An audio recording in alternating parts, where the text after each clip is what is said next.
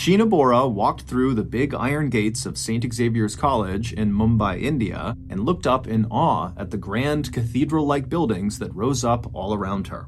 It was July 2006, and it was Sheena's first day of college. The 19-year-old had worked hard all through high school, even taking extra classes in the evenings to make sure she remained at the top of her class. Her favorite subjects were math and science, and so at St. Xavier's, she had decided to major in economics, which is a subject that includes elements of both math and science. On this July day, Sheena wore leggings under a flowing deep blue top that covered her shoulders, in keeping with St. Xavier's strict dress code. But even dressed modestly, Sheena was very beautiful. She had long dark hair, big brown eyes, and a wide, sweet smile. But she was shy and nervous, and she didn't know anyone at the school yet, so to avoid any awkward interactions with new people, she intentionally walked quickly and kept her eyes looking straight ahead. As she hustled deeper into the sprawling campus, Sheena passed through a garden with palm and mango and papaya trees, and then she walked under a graceful stone arch engraved with the name of the school.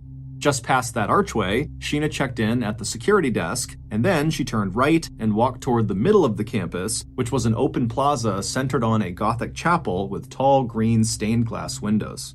When she reached the place, Sheena stopped to look around. It was packed with students laughing and shouting, and for a second, she was overcome with amazement at where her life had taken her. Until just a few months earlier, Sheena had had little hope for her future. She was a poor girl from a crowded city called Guwahati, located almost 2,000 miles to the east of her new college. Her family counted every rupee, which is Indian money, and some nights dinner was just rice. But now, here she was at one of the very best colleges in India. St. Xavier's had everything: state-of-the-art computer labs, a library with more than 1 million books, and it even had its own museum. The school admitted only about 1,000 undergraduate students each year, and now Sheena was one of those lucky few. Sheena took one more look at all the people in the plaza and then started walking again. She crossed to the other side of the plaza and walked inside of a stone 4-story building. After going upstairs to the second floor, Sheena turned down a long white hallway, and when she reached the end of it, she saw a sign hanging over a door on the left-hand side that read Multimedia Room. This was where her first class was scheduled to be. Sheena opened the door and stepped inside, but it was empty. She was the first person to arrive. The room was huge, with high ceilings, brand new desks, and a big video screen down in front for the teacher to use. Sheena sat down at a desk in the front row. She pulled a notebook and pen out of her bag, and then after tucking the bag back under her seat, Sheena began to wait. After a few minutes, Sheena heard the door open behind her, and she turned around and saw other students starting to file inside. The room eventually filled up with more than 100 people, with almost every desk taken. Then, after all the students had arrived, the professor came in, walking quickly and swinging a briefcase. He walked down the middle aisle until he reached the front of the class, where he put his briefcase down on the table, he wrote his name on the whiteboard, then he turned to face the class. A few minutes after that, Sheena was furiously scribbling notes down and listening to her classmates ask and answer questions about economic theory. Sheena smiled. She loved college already. But even though her initial impression of college was a good one, Sheena knew it was going to take some time to get adjusted to her new life in Mumbai. It was already so much different than the life she had always known in Guwahati. But over the following days and weeks, Sheena would get more comfortable with her surroundings, and she would even muster the courage to start casual conversations with her new classmates. And it would turn out, despite her shy demeanor, Sheena's classmates were very much drawn to her. Sheena was a good listener, she was kind, and she worked incredibly hard. And in time, Sheena would have a little core group of friends that she shared notes with and ate lunch with at the campus cafe. And it wasn't just students that took a liking to Sheena. Her professors liked her as well. Sheena always went above and beyond on every assignment she was given. One time, when a class required data about a little rural town, Sheena actually traveled the 250 miles to the town to find the data herself instead of using old information posted online. But despite how well-liked Sheena was, there was something very odd about her that her classmates and her professors noticed about her almost immediately. And that was all the mysterious phone calls she got. Sheena would be sitting in one of her classes in her regular spot right up front, diligently taking notes and completely focused on the subject matter, and then her phone would vibrate. She'd reach down, rummage through her bag under her feet, and check to see who was calling, and there was one name that, if she saw it on her screen, would change Sheena's entire demeanor. She would instantly pack up her things, nod a quick, silent apology to her professor, and then rush out of the classroom without telling anyone what was going on. When her friends asked her about these calls, Sheena would just say that it was her older sister, Indrani, who was calling her, and that Indrani was just overprotective and sometimes needed Sheena to come home right away. Sheena's friends didn't really understand this, but when they tried to fish for more information, Sheena would just start acting uncomfortable and try to change the subject. In fact, Sheena never really talked about her family or personal life at all. Her friends could sense it was a painful topic, and they were right. What Sheena didn't share widely was that before she had come to Mumbai, her life was very troubled, and not just because her family did not have much money. When Sheena and her little brother Mikhail were just babies, their mother abandoned them. Sheena's mother had always dreamed of fame and riches, and so when she got the opportunity to go to a big city to study, she took it, leaving her kids behind. And so Sheena and her brother had grown up in a little house in a narrow alleyway with their grandparents. The grandparents had tried their best, but it was very hard. Mikhail had mental health issues, and Sheena was always sad because she missed her mother terribly. Sheena would write about her mother in her diary. Some days she would wonder about why her mother had not come back. Did she not love her children? Other days, Sheena would find herself dreaming of doing exactly what her mother had done, leaving and going to college in a big city. And it was Indrani, the overprotective older sister who always called in the middle of Sheena's classes, who had made Sheena's college dream come true. Indrani was about 15 years older than Sheena. She had left Guwahati years earlier, determined to make a better life for herself, and with her charm and fierce work ethic, she had done it. She was glamorous and beautiful, and just recently married to a man named Peter Mukerjea, who ran India's most successful TV network and who had been named one of India's 50 most powerful people. Indrani was a socialite, a businesswoman, and a media tycoon. Some people even called her the First Lady of Indian television. But no matter how famous and wealthy Indrani got, she never forgot about her little brother and sister back in Guwahati. And so finally, in 2006, Indrani came back to Guwahati and pulled her younger siblings out of poverty and away from their little house in the alley. Indrani sent Mikhail to a school in the south of India and then to treatment for his mental health issues, and then she brought Sheena back west with her to Mumbai to go to school at St. Xavier's. So now, when Sheena's phone rang and she saw it was Indrani calling her, no matter where she was or what she was doing, she would always stop and answer that call. She felt like she owed that to her older sister for all she had done for her. When Sheena had first arrived in Mumbai, she lived for a while with Indrani and Indrani's husband, Peter, in their penthouse apartment in a luxury building in South Mumbai. But by late 2007, about 1 year into her time at St. Xavier's, Sheena had found a place of her own. A pretty little flat near her school in a neighborhood called Colaba, right on the Arabian Sea. And while Monday through Friday, Sheena stayed at school or her flat and focused exclusively on her schoolwork, she still found time every weekend to go visit with Indrani and Peter at their penthouse. And it was during one of those weekend visits that Sheena met the man who would forever change the course of her life. It was a quiet Sunday afternoon toward the end of 2007 during Mumbai's monsoon season when it rains almost continually for months. Sheena was sitting on her sister's couch reading a book when, from behind her, she heard the door to the penthouse open. And then she heard a young man's deep voice calling out a greeting to Indrani and Peter. Sheena folded the page of her book, laid it on her lap, and turned around. And there, standing in the doorway, greeting Indrani and Peter with hugs, was one of the most handsome men Sheena had ever seen. He was tall and athletic with dark eyes, high cheekbones, and slicked back jet black hair. He also had a faint British accent. To Sheena, he looked and sounded just like a movie star. His name was Rahul Mukerjea, and he was Peter's son from a previous marriage. Rahul had been living in the United Kingdom, but after getting dumped by his longtime girlfriend, who was upset that Rahul could not keep a steady job, Rahul had decided to return to Mumbai and try to make it in Bollywood. Bollywood is India's film industry. Rahul's plan was to live with Indrani and Peter in their penthouse until he could get established in show business, at which point he would move out on his own.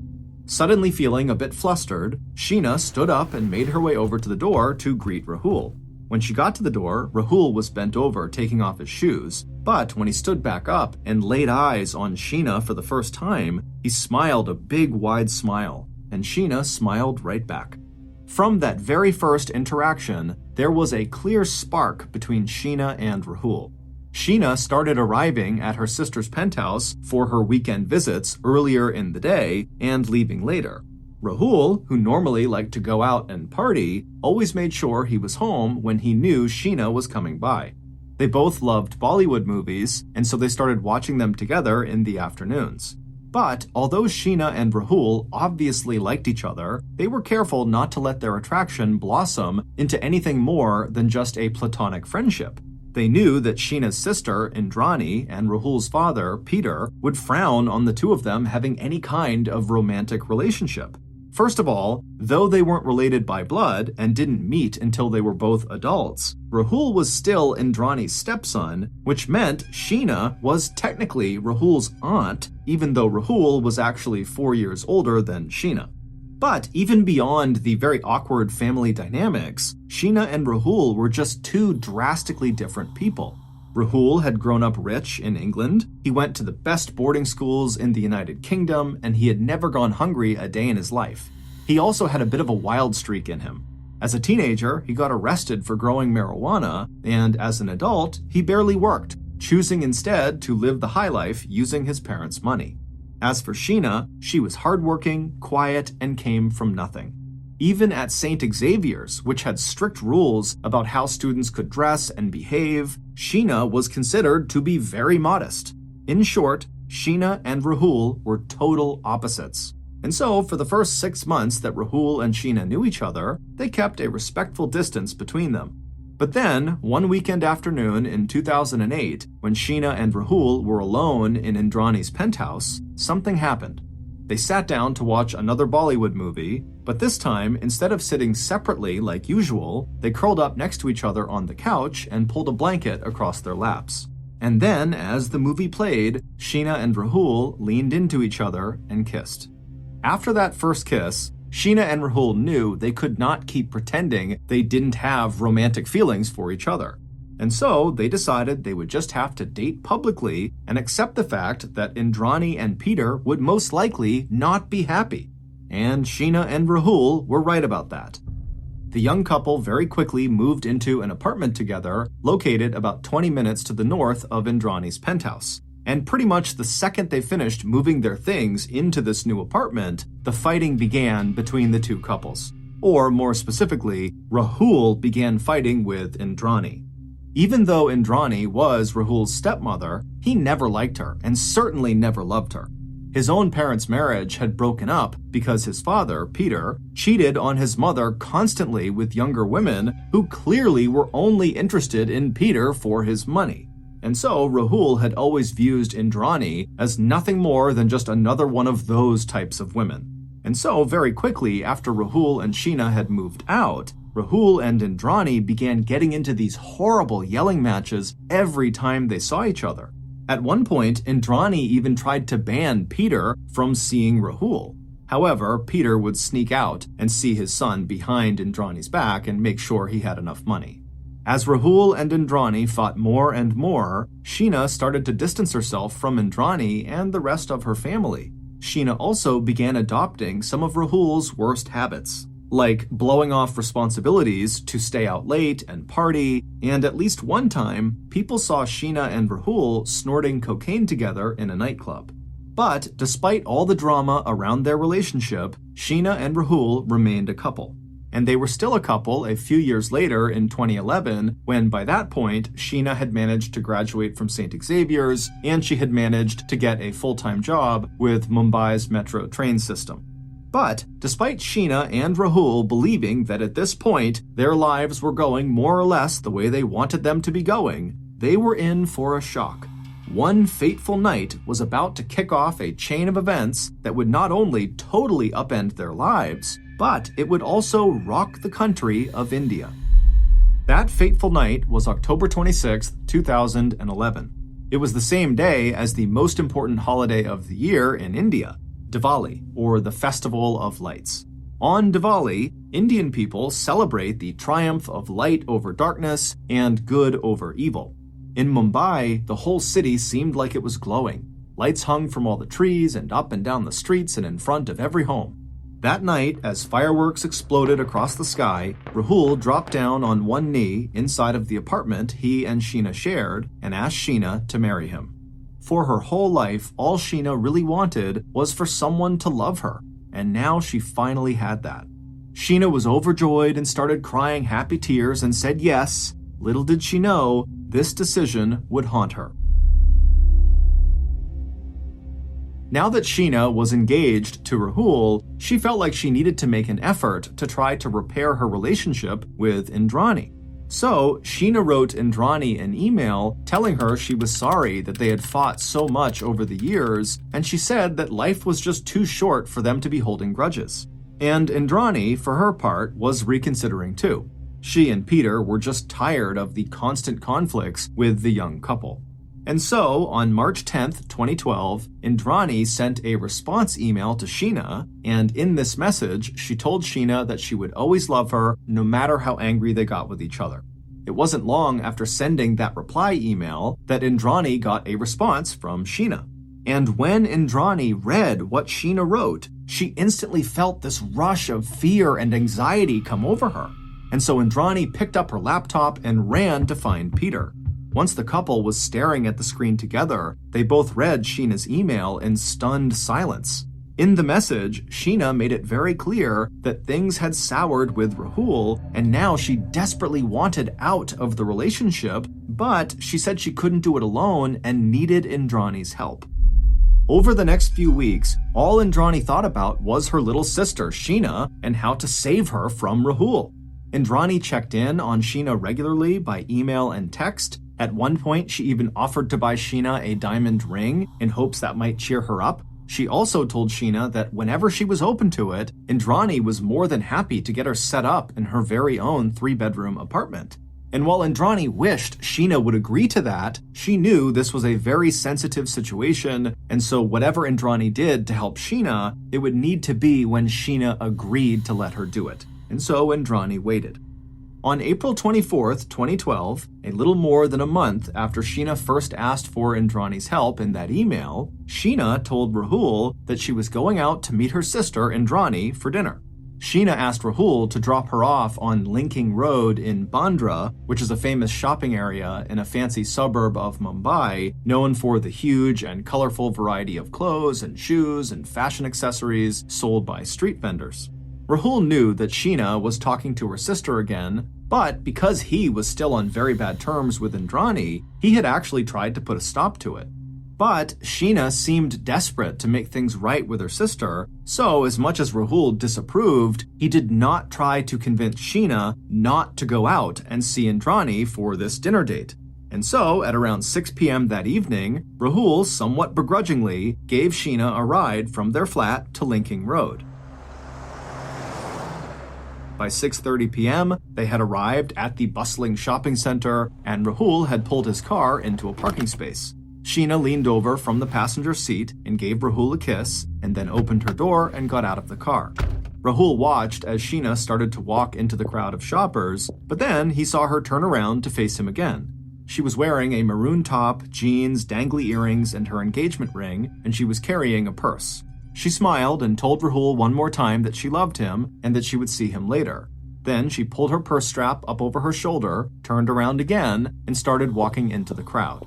Rahul could see where she was going. In the middle of the crowd was this fancy silver sedan where Indrani was sitting in the back seat. Rahul could see there was a man he didn't know leaning against the outside of the car smoking a cigarette, and Rahul figured that was Indrani's driver. He watched as Sheena arrived at the side of the car and bent down to look in the window and wave hello. Then Sheena pulled open the back left door, climbed inside, and shut the door behind her.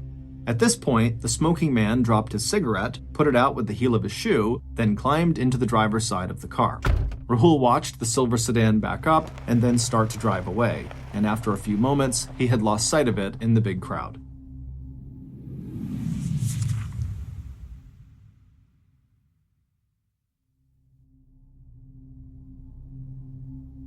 A few hours later, back at the flat he and Sheena shared, Rahul's phone buzzed. He picked it up and found a message from Sheena that said she was going to stay overnight with Indrani and she would see him in the morning.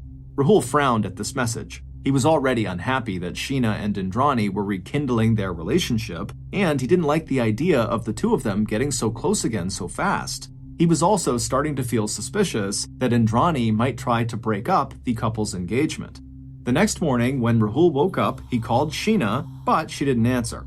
A little while later, though, she sent him a text message that said she would be home soon, so he relaxed and started going about his day. But about 45 minutes later, Rahul's phone buzzed again. He was standing in his kitchen making himself something to eat, and when he grabbed his phone off the counter and read this new message Sheena had sent him, his chest suddenly tightened and his face started getting hot. He dropped the knife he was holding and left his food on the counter, and then, while furiously texting a response to Sheena, he ran out of the flat and got into his car. Seconds later, he was peeling out of his parking spot and careening down the road. The text message that Sheena had sent Rahul that upset him so much was very simple. She had met someone else, and so she was breaking up with Rahul. She didn't respond to anything else Rahul texted her. As Rahul sped south towards Indrani's penthouse, Sheena and Indrani were on the road too, driving south out of Mumbai. They sat shoulder to shoulder in the back seat of Indrani's car. Their hair and makeup were perfect, and there were 2 suitcases packed in the trunk. Sheena's head rested on Indrani's shoulder. A few minutes later, Rahul arrived at Indrani's penthouse apartment, parked crookedly in a spot outside, and then got out of his car and slammed the door. He walked quickly towards the front door of the building, which was manned by a security guard. The guard knew Rahul and usually just said hello and waved him inside, but today he acted differently. Indrani had told the guard, along with the rest of her staff, that there might be some commotion soon and that they were not to let anyone into the penthouse, especially not Rahul. So when Rahul tried to walk past the guard stepped out from behind his desk, stood in front of Rahul, and shook his head, telling Rahul he was sorry, but he just couldn't go any further. Rahul stopped short. At first he was just confused, but his confusion quickly turned to anger. He knew Indrani had to be behind this. Rahul told the guard that he was just here to get his fiancée, but the guard continued to say, "I'm sorry, you can't come in." And so, with a very quick step to his left, Rahul darted around the guard and ran into the building. Rahul was able to get into the elevator car and shut the doors before the guard could catch up to him. Rahul rode the elevator up to the 5th floor, which was the floor of the building where Indrani and Peter lived. But when Rahul opened the door to their penthouse, it was quiet and empty inside. Starting to panic, Rahul rushed back outside into the elevator and rode down just 1 floor to the 2nd flat that Peter and Indrani owned. But when he let himself inside of that residence, the only person inside was a confused maid who said no one had been in there all day. Rahul stormed out, rode the elevator back down to the 1st floor, and walked back over to the guard who was back at his post, and immediately Rahul began demanding that the guard tell him who had been in the building and when.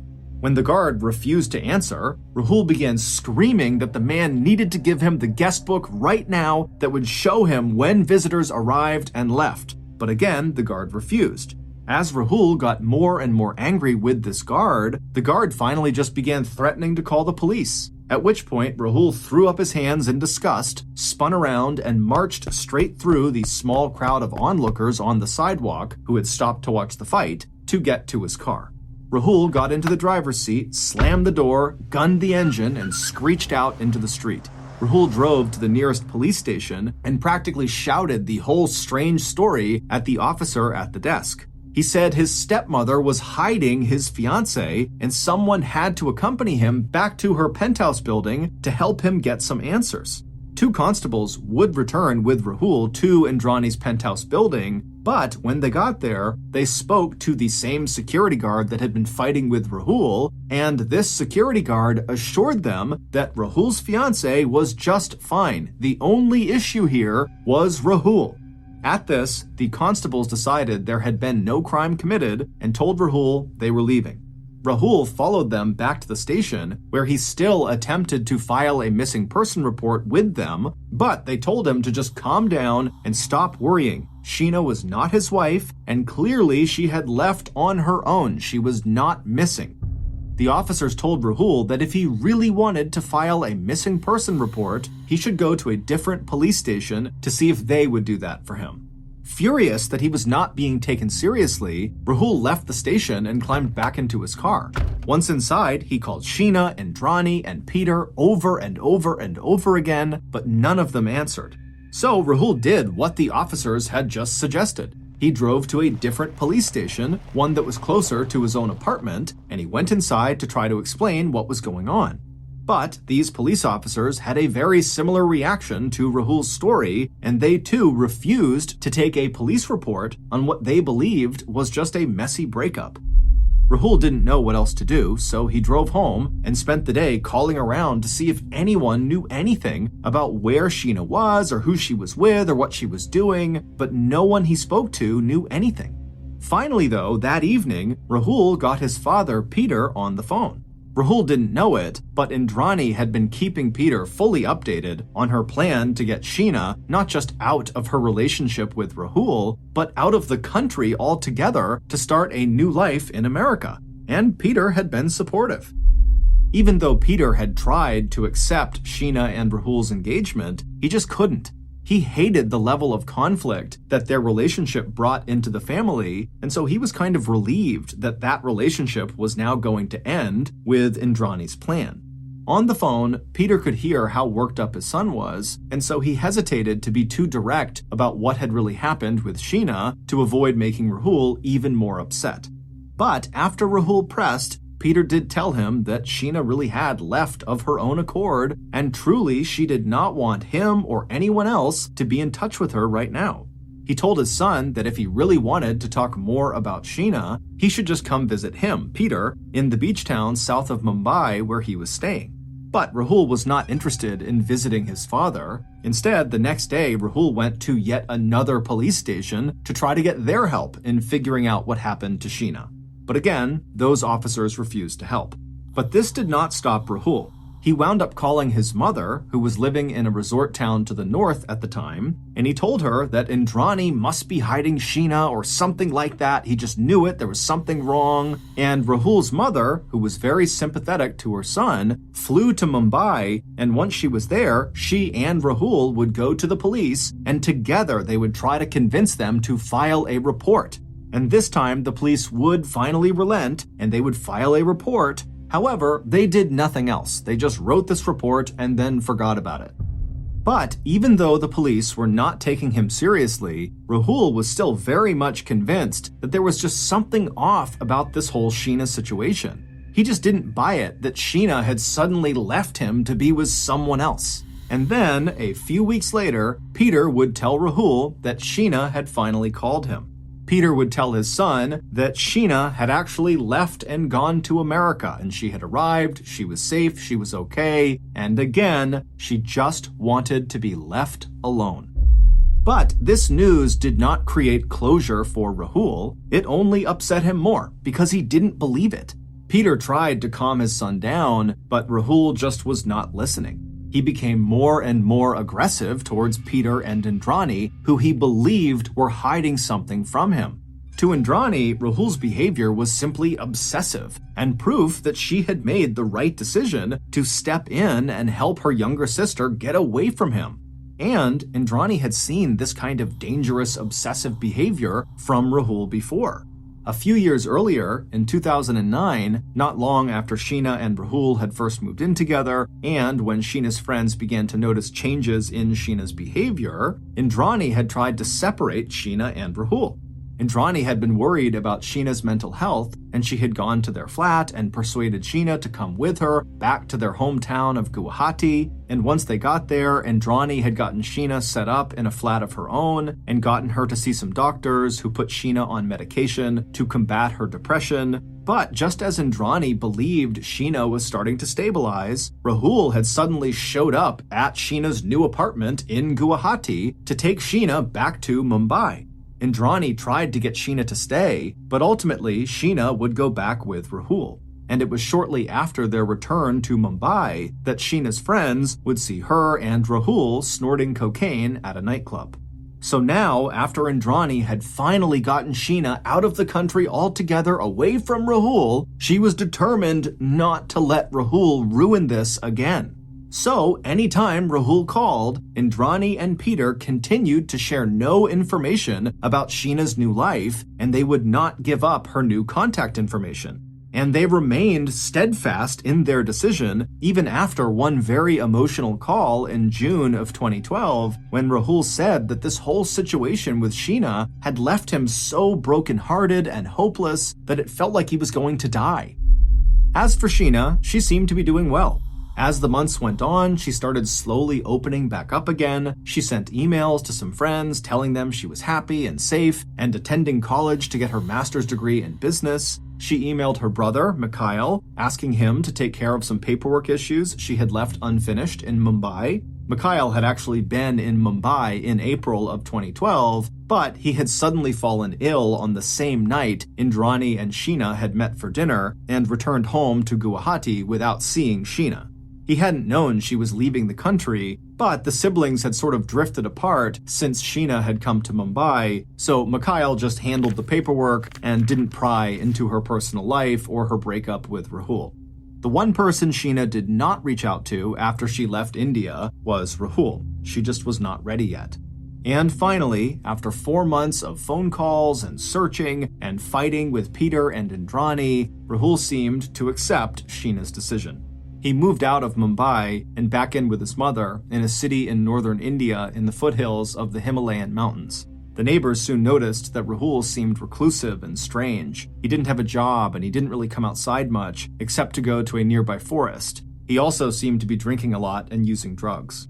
But from Indrani and Peter's perspective, this was actually an improvement. At least Rahul was finally leaving Sheena and them alone. But in March of 2013, almost a year after Sheena left for America, she sent Peter a troubling email. In this email, Sheena told Peter that Rahul had been scheming to break up his marriage to Indrani and that she herself had gone along with his plan because she loved Rahul. Sheena said that she felt terrible guilt over this because she owed Indrani so much, but now that she was living on her own and was able to reflect on everything without Rahul's bad influence, it was time to come clean about this. Sheena told Peter in her email that ever since Peter's divorce from Rahul's mother, Rahul and his mother had held a deep grudge against Peter. Sheena's email ended with a warning to Peter. Watch your back around Rahul. He wants to destroy you. By 2015, 3 years after Sheena left for America, things with Rahul and Sheena and Peter and Indrani seemed to have finally calmed down. Peter had heeded Sheena's warning about Rahul, and he had been careful around his son, but Rahul had mostly withdrawn anyway and spent most of his time in the forest near his mother's home. And Peter's marriage to Indrani was now stronger than ever because they weren't fighting anymore about Sheena and Rahul. Sheena still sent occasional emails to Indrani, keeping her updated about her life in America, but she had never gotten back in touch with Rahul, which to Indrani and Peter seemed to be for the best. And Indrani and Sheena's brother, Mikhail, was finally doing well too. He had a good job with an airline and a nice life in Guwahati. All in all, things seemed pretty good. But everything was about to change. On August 21st, 2015, the police in Mumbai made what should have been a very minor arrest. Officers were performing a routine patrol when they stopped a driver. It was Indrani's driver, the same one who drove that silver car Sheena was in the last time Rahul saw Sheena. The police searched Indrani's driver's car and found an illegal pistol, so they arrested him. But the driver really did not want to go to prison, and so he told the police that he had a story they might be interested in hearing. But he said he would only tell it if they agreed not to prosecute him. And when the police heard what the driver's story was about, they agreed right away.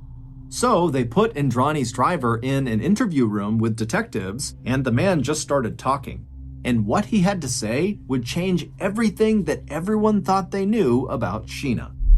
When the detectives finally left the interview room where the driver had just poured out his whole story over the course of a couple hours, they knew exactly what they needed.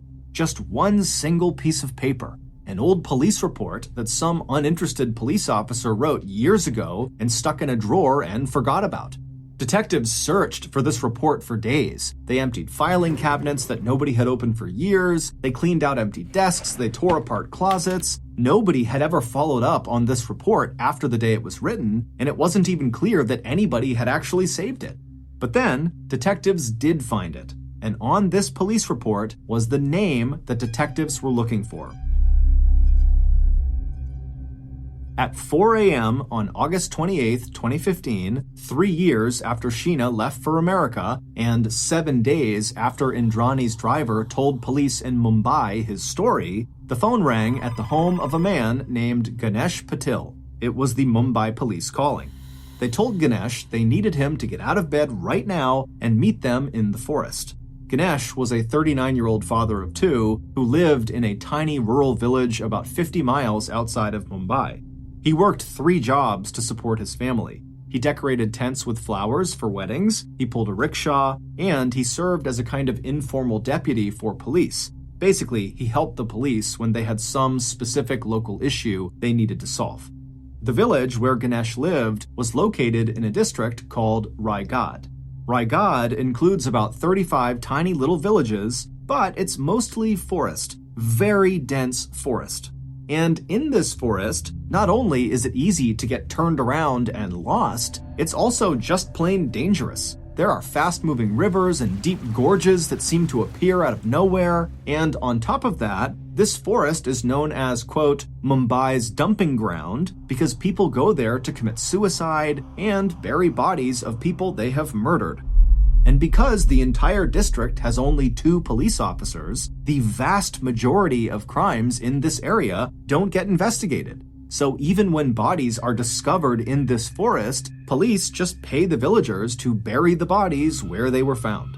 When the police called Ganesh early that morning, they asked him to lead them right now to a particular spot in that forest. It was at the bottom of a hill where mangoes grow.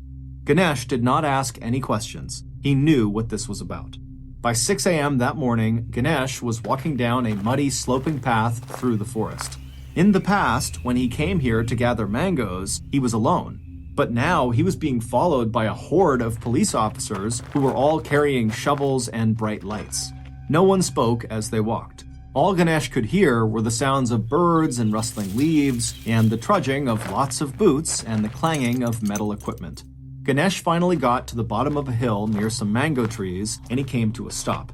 He looked around for a moment, and then he pointed out in front of him at this area where the vegetation was just a little bit thinner, and he said, "There, dig there." The police behind him surged forward with their equipment and started hacking at the ground. Ganesh just stood there and watched in silence. A few minutes later, the police had found what they were looking for. The following is what really happened on April 24th, 2012, which was Sheena's last day in Mumbai. It has been reconstructed from the evidence and confessions that police gathered, starting when Indrani's driver said he wanted to talk. On April 24th, Rahul dropped Sheena off on Linking Road at about 6:30 p.m. After she got out of the car, Sheena told him that she loved him and would see him later on, and then she turned and walked toward the fancy silver sedan where Indrani was waiting with her driver. But when Sheena got into the back seat of that car, it wasn't just Indrani and her driver. There was a third person who was in the car in the front passenger seat. Sheena was a little taken aback and hesitated just for a second, but then climbed into the car and shut the door behind her. Moments later, the driver had climbed into the car and they were on the move. As they drove along, Indrani, who was sitting next to Sheena in the back seat, handed Sheena a glass that contained a sparkly liquid. Sheena was always polite, so she took the glass, said thank you, and took a sip. It was champagne. As the car rolled along, Sheena looked out the window.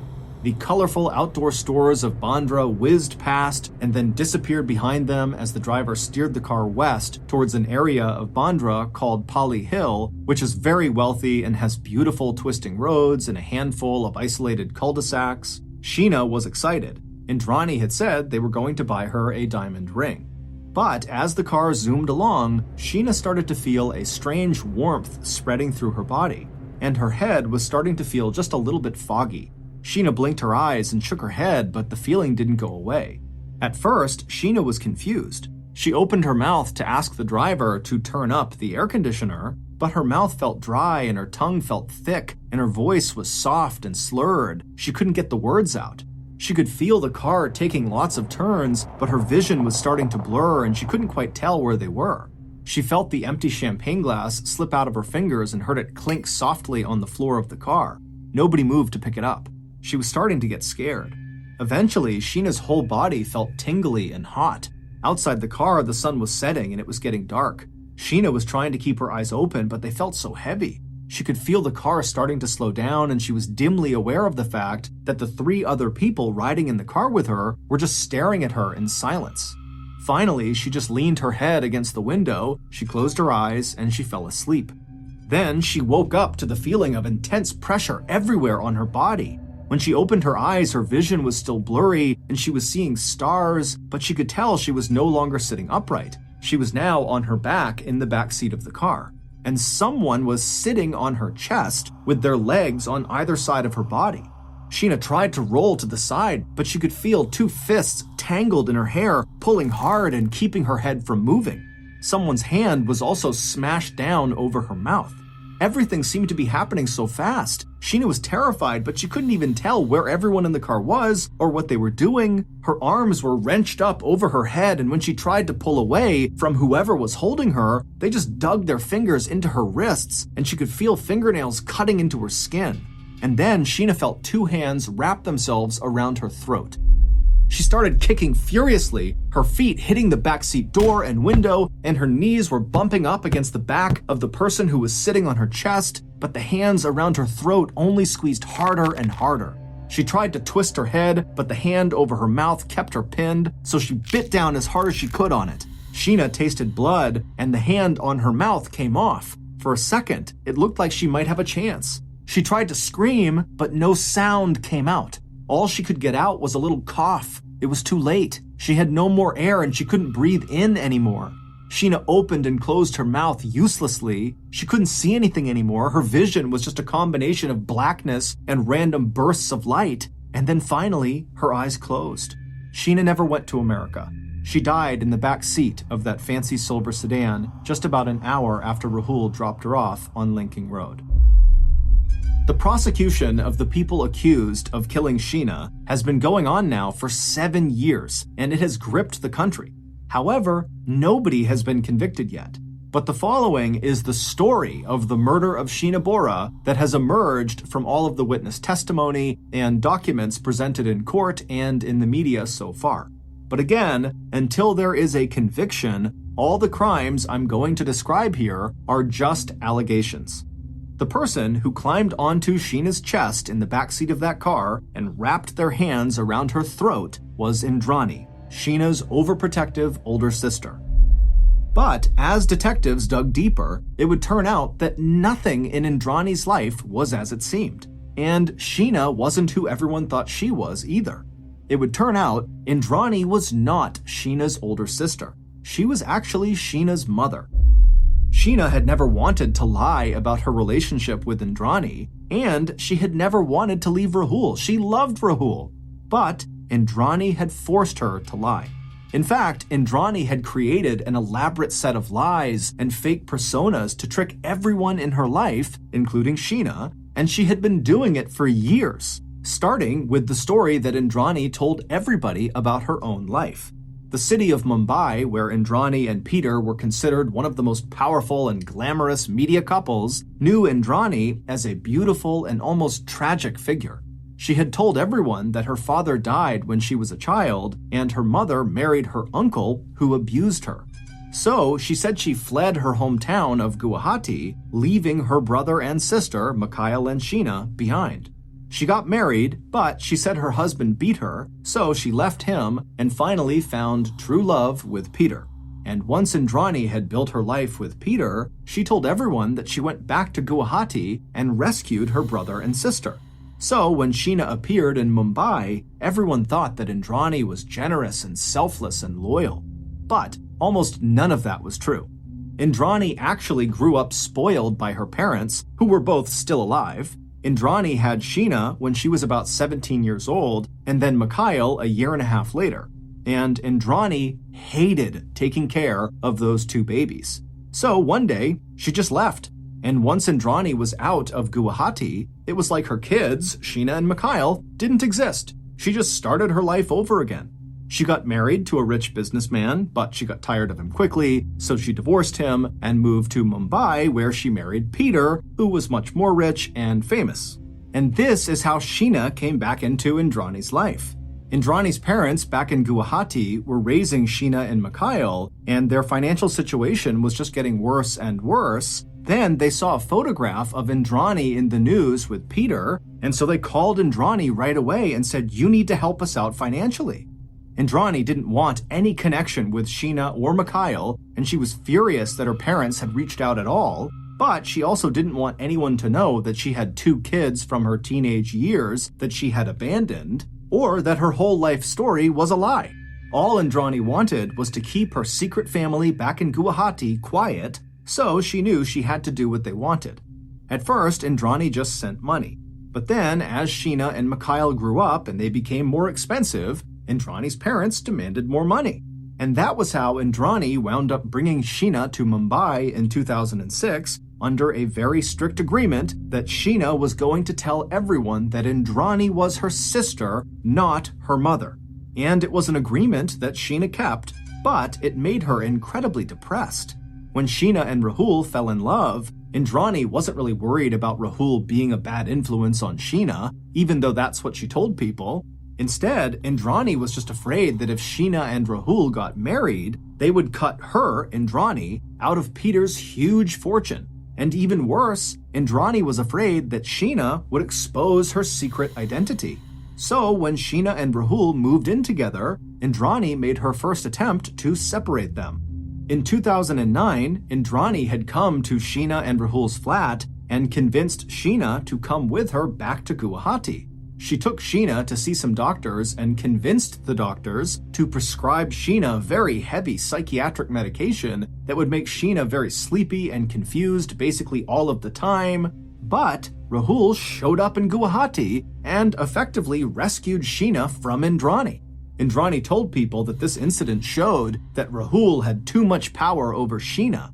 But what it really showed was that Indrani was going to have to do something much more drastic to get Sheena out of the picture, and she would do just that. After Sheena and Rahul got engaged at the end of 2011, Indrani started reaching out to Sheena so she could pretend to repair their relationship. In March 2012, when Sheena wrote to Indrani saying she was sorry they fought so much, Indrani wrote back telling Sheena she would always love her. Then Indrani started trying to get Sheena to meet her for dinner, offering to buy her a diamond ring and pay for her to rent a 3-bedroom apartment. Then Indrani created a fake email address under Sheena's name and sent herself an email from this fake account pretending to be Sheena. That was the email that Indrani showed to Peter that said Sheena was desperate to get out of this relationship with Rahul. Later, Indrani would send her husband, Peter, another fake email from Sheena, the one he received in 2013, warning him to watch his back around Rahul. As for that phone call that Peter would receive from Sheena, telling him she was in America and doing just fine, that was obviously not Sheena, that was Indrani's secretary. So, once Indrani got Sheena to agree to meet her for dinner, she turned her attention to her other child, Mikhail. By this point, Indrani had decided she would need to murder her son as well as Sheena in order to make sure her lies wouldn't be exposed. So she contacted Mikhail and asked him to come visit her in Mumbai on April 24th. Mikhail didn't really want to, but Indrani was paying for everything in his life, so he agreed. On April 24th, 2012, Indrani set her murderous plan in motion. She had summoned her first husband, the one she had divorced, who was still for some reason very loyal to her, to come help her. And she had paid her driver for his silence. She bought sedatives, liquor, and a suitcase and rented a car. Then, around 6:30 p.m. that night, a couple of hours before Mikhail was sent to land, Indrani, her first husband, and her driver pulled up on Linking Road in Bandra to meet Sheena. When Sheena climbed into the car, she found Indrani sitting in the back seat and Indrani's first husband in the front passenger seat. Sheena was confused by the presence of Indrani's first husband, but she knew him and she wasn't afraid of him, so she didn't feel too worried.